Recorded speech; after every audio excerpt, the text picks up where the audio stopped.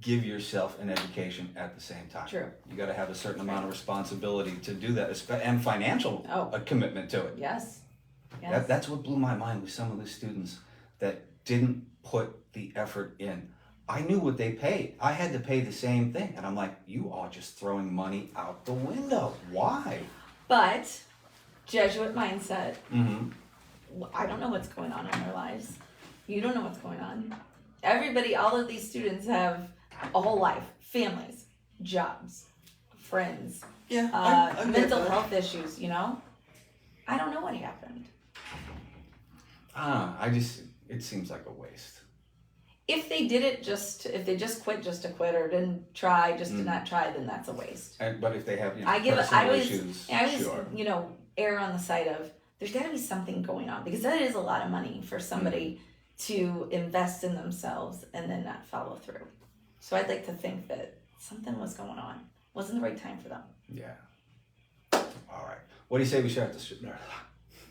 What do you say we start the show? Let's do it. Okay. I'm ready. How are we doing out there, everybody? My name is Jeff Rowse. Welcome to the Fields here live at Field State in Florissant, Missouri. You're checking us out on Instagram and Facebook. My guest today on episode 7 of season 2 is Stacy Godlewski. She is the program director for the Cannabis Science and Operations program at St. Louis University. And yes, you can see swag. She brought me swag. I'm the first to have one of these hot off the presses. So yes, you may be jealous.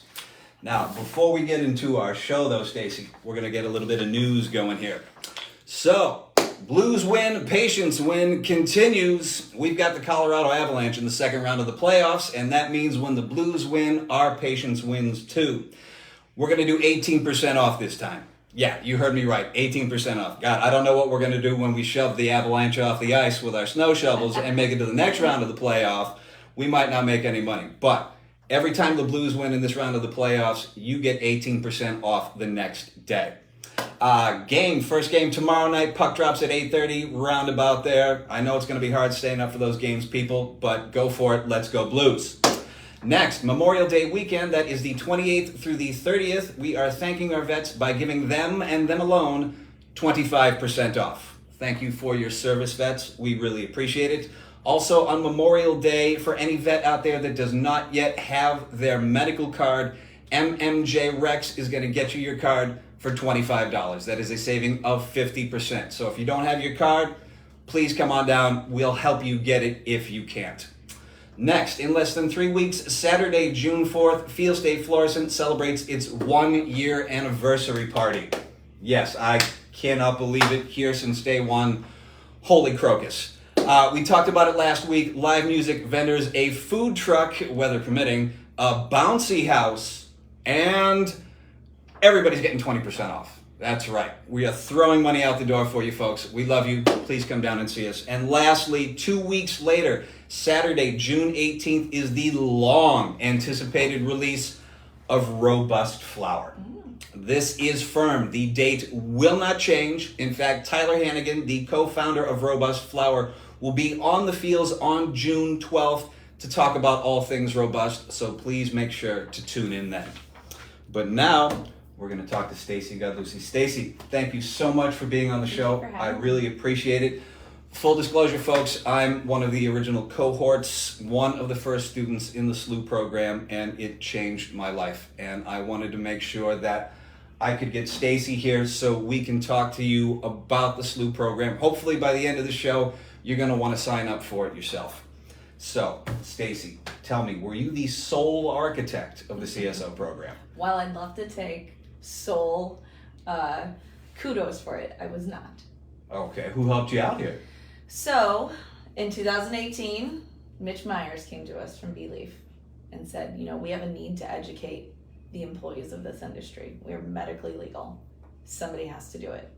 And so, between B-Leaf, our online programming staff, and the instructors we were hiring, this is how we came together.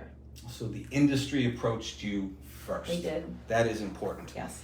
What was kind of then the light bulb moment for you that there was going to be a need for this kind of education? So again, it was my deans who were working with Mitch and her team, and they were saying, here's why you need it. I don't know that SLU exactly knew that they needed this yet, but after talks with Mitch and her team, we needed to have an industry that was educated and well informed so that they can inform the patients. Well, we're talking SLU here, so I'm sure there was a ton of reflection and prayer for a Jesuit university to consider even educating people about cannabis, a still federally illegal drug. How? So committees were created, lots of conversations. Some of the folks who were on the committee, though, already are interested and knew about the industry, understood the medical benefits to CBD and medical cannabis. So with all of that put together and the research that we were doing, and again, working with Mitch and learning more, that we knew that as Jesuits, you help those who are in need. And this industry is helping those in need. So it was kind of easy to move forward then. Did you have to lead with the CBD angle a little harder over THC because one's not psychoactive and the other isn't? No, or? in the proposal, there was a whole sheet in the proposal that was definitions. What's a terpene? What's CBD? What's THC? What's the ECS? And so we did have to give background and explain. CBD is not psychoactive. THC is. Here's why. Here's how an ECS works. So we had to explain it, but once they learned about the CB1 receptor that was discovered in the 90s, they said, oh, we've been in the game and maybe we didn't realize we were in the game. Because you have to understand, and some folks out there maybe don't know SLU and how it's set up. We get the South Campus, that's the medical campus, and then we have our North Campus, the academic side, which is where we're housed. Sometimes we don't always know the research that's going on in the South Campus, but we learned of that and we've already been in the game. Let's move it forward with the education, the curriculum side. And for those out there that don't know, the CB1 receptor was discovered at SLU's School of Medicine, which I learned when I first read my textbook. Absolutely blew my mind. Were you able to impart your own cannabis use as a positive going forward? So the whole reason I'm here is because of my dog. I personally do not use recreational medical once a month because I'm a woman, and THC CBD helps me. But prior to that, I learned about CBD and the endocannabinoid system because of my dog. My dog had anxiety and was not sleeping at night, and I started researching holistic ways to help her because all the vet wanted to do was give her doggy Xanax. I don't take Xanax. I don't medicate myself. If I don't feel well, I go get a massage. I'll go get adjusted at the chiropractor. I'll look at an essential oil before I take Tylenol. And so the same for my dog. And so I started doing research. I worked with CBD Canvas in Maplewood. They taught me all about it, and it has changed my dog's life. She's still alive. She's 14 and a half. Oh, wow. Yes. But my dog is the reason. Probiotics, I love probiotics. I love essential oils. So my deans hear me talking about this, even though I was doing a different role at SLU. And they're like, hold on a second. You know some things that we've been talking to Mitch Myers about. Can you get involved? So that's how I got here. What ratio works the best for you once a month when you consume cannabis? 5 milligrams 1-to-1. A 1-to-1 ratio? Yes. Yeah. Okay. It's amazing that you should mention that. I just wrote a blog about my ex-wife. Okay. Who, like me, grew up in a just say no household. Yes. And when we got married, I was active in the cannabis field down in Rhode Island. And she would have horrible monthly visits. Like it would leave her bedridden for a week. Yeah. And for 4 years I said, please. And she said, no, just say no. Yeah. But after one particularly bad month, month halfway through, she said, okay. Yeah. And I could see her relax through the comforter. I could see the pain leave her face. Yeah. And I cried a little at her bedside. Yeah. It's amazing. It is. It's truly amazing. And I mean, that's just the beginning of it, of what it can do for folks. I mean, pain 3 days to 6 days out of the month is nothing, I think, compared to what a lot of other people deal with. Some of the patients that we have here, I can't get into specific ailments, but it is pain. Like level 10, if they could go higher, they would go higher. But what they have to do to get through the day, cannabis helps them. And they're not looking to cure themselves, they're just looking to be able to tolerate what they have to go through to get through the day. So there's no reason anyone shouldn't have access to that. And quality of life. And that goes back to that Jesuit mission. We are men and women for others. That is our logo, our slogan, and higher purpose, greater good. We are doing the greater good now for a larger community who needs this medicine. Maybe it would take Jesuits to help break the stigma. See? Fine. Man, it's been a long time since I've been in the church, so. 200 years we've been around. I think we know what's going on. Was the CSO program the first of its kind in Missouri? It was. How about the Midwest? Yes. How many copycats have come up? There's a few. So, shall I name names? Sure, go ahead. I mean, and there's a variety. So, University of Maryland has a great master's degree program. It's very science-based. You have to have chemistry background. Northern Michigan has a minor. It's a 4-year degree, but it's a minor in medical. What is it? Medical plant science. So Okay. they don't name cannabis. Stockton University does a little online, but theirs is just cannabis science. Where's Stockton? Stockton is in New Jersey. Okay. All of them range from an undergraduate certificate up to a graduate degree. And they all kind of focus on different areas of the industry. We like to think we're well-rounded. We have the cannabis science and operations. Mm-hmm. So we touch on every little piece of...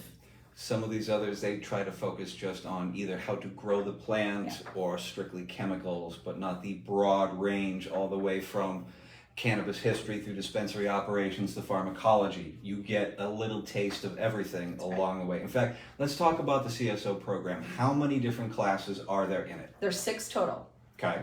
5 3 credit hours each, and you take them one at a time. Mm-hmm. And then the last one is your 1 credit hour capstone course. And these are all online?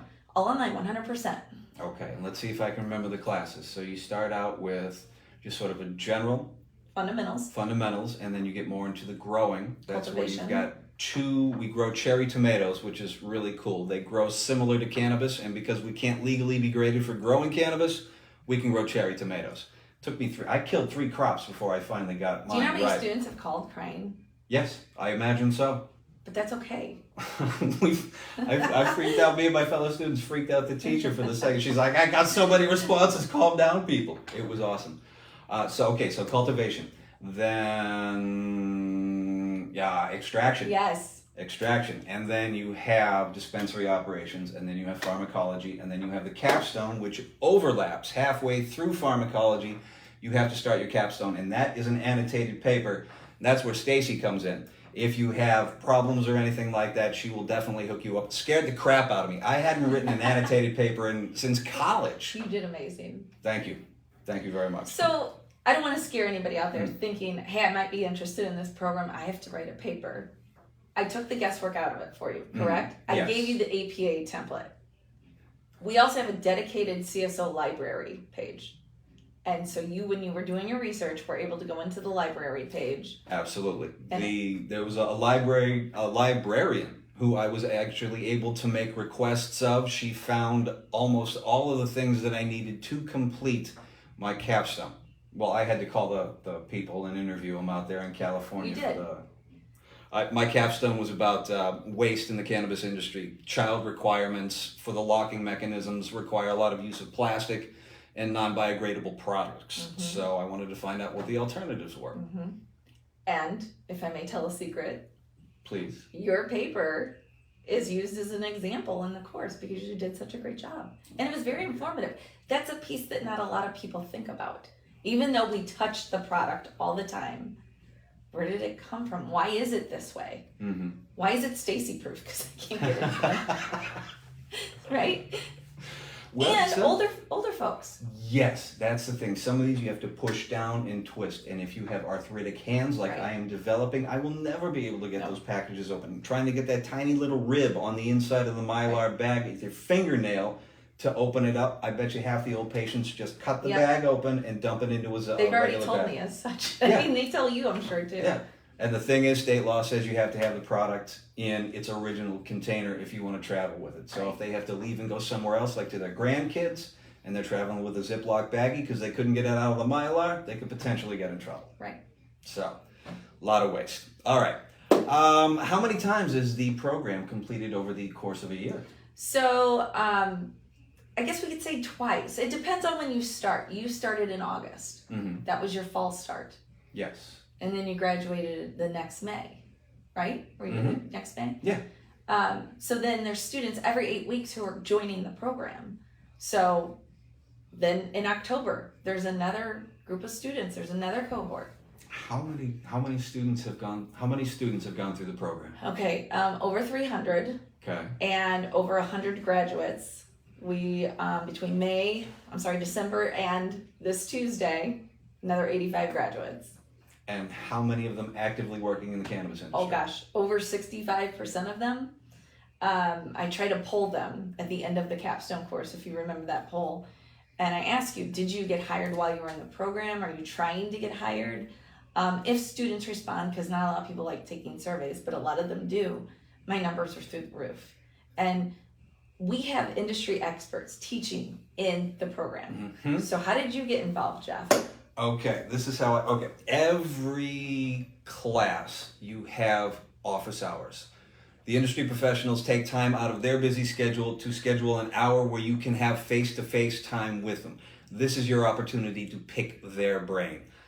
I was the only one in my class that did that on a consistent basis. And because I did that, they now know who I am out there. I was able to make a name for myself in the Missouri industry before I even got a job because of the face time that I put in with these industry professionals. So if you want to take this class, please go to the office hours. You are missing an incredible opportunity if you do not. You are, yeah. I impressed my teachers. One of the co-owners of the Feel State brand was my teacher for the dispensary operations course. He liked my homework so much, he hired me. He offered me a job. And actually, I'm going to blow people's minds. I had 3 job offers because of SLU. One from a dispensary close to my house that I declined because I accepted Feel State, that was 2. And I first got hired by Midwest Cannademos as a brand ambassador. So while I was finishing the CSO program, I was still doing brand ambassador jobs, got hired by Feel State. So I would have finished higher than 7th if I wasn't onboarding at one job, exiting from one, and trying to finish the CSO program. Sure. But yes. Because you were in the program. Yes. And I think it's important to note that Feel State, one of the largest players in the industry, also sits on our board of directors. They help advise the curriculum as well. We go through, we're about to have our second board meeting, and I'm explaining, hey, here are some of the changes we made in the curriculum, and here's why. Hey, Stacy, that's great. Also, remember, we're doing this in the industry too. Let's consider that. This is how we stay on top of the curriculum. You absolutely have to stay on top of it because the industry is changing so fast. The vocabulary is changing so fast. We all got to stay on top of it. We do. And I want to say one more thing about you getting hired. Yes. I'm going to look at the camera. I'm glad that you had that experience, but it's not unique. Because of our program, our students are getting multiple job offers, and now I have students emailing me saying, do you know that this place offered me $5 more, the hourly wage, because of my degree I'm going to end up with? That's another important thing for people to realize. Just because you smoke weed doesn't automatically make you qualified to work in a dispensary. You have to have a certain level of education because you are going to be talking to patients, and they are patients, especially in Missouri. We don't have adult use yet. You are going to have to communicate to them how this product could potentially make them feel. And for that, you have to have a greater vocabulary than, you'll be stoned, man. You got to be able to talk the talk. And to do that, you have to get educated. I would not be where I am today had I not gotten my education at SLU, Stacy. So I am forever grateful to you and the program for what you've done for me and how you've changed my life. Thank you. Well, we're grateful for you. Because look what you're doing now. You're making people better off than you found them. You're living the Jesuit mission, and you may not be thinking about it. I always say to patients, I want you folks to leave here more educated than when you came in. Yeah. So I guess in that aspect, I am. Good. Thinking like a Jesuit. I love it. Never would have thought that. Here we are. I was raised Christian Scientist too. How's that for a mind blower, huh? Yes. All right. Okay, does the program offer job placement assistance? So we help, yes. So first of all, a couple things. Okay. Any student at St. Louis University, current student or alum, has access to free career resources. We have a platform called Handshake. Any employer in the world can place a job opening, an internship opening, what you have it, You're a student, you can go in there right now. You still have access. Mm-hmm. You can go in and find yourself a job. Maybe you want to get out of the industry and you find something else. Like, it's all out there. So that's number one. If there's any employers out here watching, you can put jobs up on Handshake. Okay. But yes, I have a board of directors. I have 25 industry experts teaching in this program. I have students who live in Nebraska or Nevada or New Jersey. And hey, Stacy, I'm looking for a position in cultivation. I'd really like to do organic grow, but I'm in New Jersey. Can you help me? Sure. We've teamed up with 7 staffing. I call them, I send them an email, the student talks to 7 staffing, and there they go. We also offer interview abilities and resume writing skills, just to prepare you for when you do go on those interviews. Yeah, you're gonna want to take advantage of this, folks. And like she said, you do get access to all this. After I graduated, I still have access to my SLU materials and resources. I can go to the SLU library digitally anytime I want and look up any study I want. So please take advantage of this. Hopefully, if my schedule allows, I want to take the graduate level program, which you guys have just started. Please tell me about that. We launched that this January, and you do have to have a bachelor's degree in any area of education to come to that program. It's geared more towards your doctors, your nurses, your social workers, law enforcement, people who deal with folks who medicate, self-medicate with this, to understand the medical benefits of it. So we need the healthcare industry to know more about this. Yes. We have an aging population, and they're going to be going into their doctors and saying, hey, I have arthritis, but you know what helps me is when I take medical cannabis. That pill you gave me, I don't know if it's helping so much, and then there's a disconnect because the doctors can't speak to why it is, okay, why it's helping. So that is a 12 credit hour program. Okay. But again, undergraduate degree. It doesn't have to be in science or chemistry, but just an undergraduate degree. So we're teaming up with the nursing school. There's a lot of nurse practitioners who want to know about it as well. So April Hatch and Dr. Strong, 2 instructors in our pharmacology course, just presented on CEUs for the nursing school last week to inform them and know that we exist. I love this. Yeah. I love it. But it's taking educational institutions and activists like myself to get the word out, because the medical establishment has completely failed us when it's come to cannabis. Yeah. And we're legitimizing it. Yes. That's all we can do. And I'm never shaving my beard, cutting my hair either, so I'll look like a hippie. I'll still legitimize it. Science-based education with cannabis-based therapies. Absolutely. Stacy, thank you so much for being on the fields. I really appreciate Thanks it. for having me. I love your shirt. Welcome. It looks pretty good on you. I love my shirt too. I got 2. She hooked me up. SLU cultivated. You truly are SLU cultivated, aren't you? I sure am. In fact, the Milliken shirt that I have, or is it the Billiken. My cousin went to Decatur. Okay. They call themselves Millikens. Oh. So is that another Jesuit institution? I don't think so. Okay. That's insight. Anybody out there knows the answer to that? Shout it out in the comments. Fun fact, give a Billiken to someone, it's good luck. Okay. There you go. So stock up on your Billikens, people. All right, next week I'm going to be interviewing Mary Armstrong. She is the co-owner of 314 Garden Supply right here in Florissant. Mary, who is never contrary, is going to tell us how to keep our gardens growing. I'm Jeff Rowse, folks. Thank you all very much for tuning into The Fields. We'll see you next Monday. All right, now I got to turn the stuff off. Okay, do it. All right. I may want you to talk to me about Mary, too. Okay.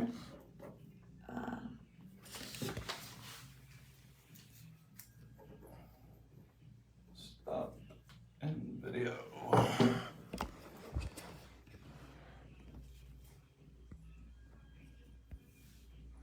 Okay,